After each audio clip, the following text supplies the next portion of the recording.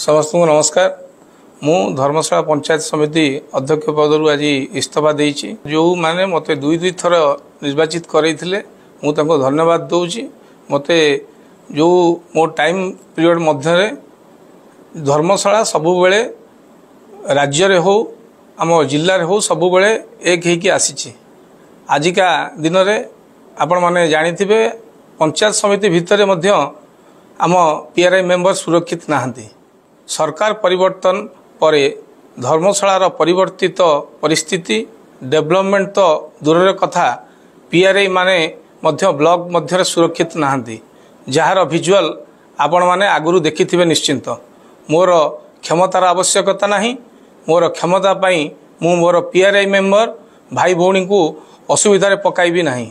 धर्मशाला रे एई भली जे भली गुंडाराज और लुटतराज चलीची एवं सरकारी अधिकारी माने आखि बुझी देइचंती। सेति पई आज मो पदवी इस्तीफा देइची एवं आपण माने जानिचंती विगत दिन रे 2017 रु आज पर्यंत कार्यकाल समय रे सबु बेले 1-2 पोजीशन रे थाओ। किंतु जेबे नुआ सरकार आसिला परठू वर्षे 4 मास बीतिलाणी किंतु वर्षे 4 मास भितरे कोनोसी कार्यक्रम करि दिया जाउ नाही। आपण जानिले आश्चर्य हेबे गोटे गोटे पंचायत रे पीओ को गोटे मासरे 2 थरु 3 थर बदली करा जाउछि। जे माने पंचायत को जाउ नाहंती आमे निर्देश देला परे कोनोसी काम हो नाही। आजिका दिन रे जा होउछि आपण माने सोशल मीडिया माध्यम रे जानुथिबे जेउ बेले भाबे धमक दिया जाउछि।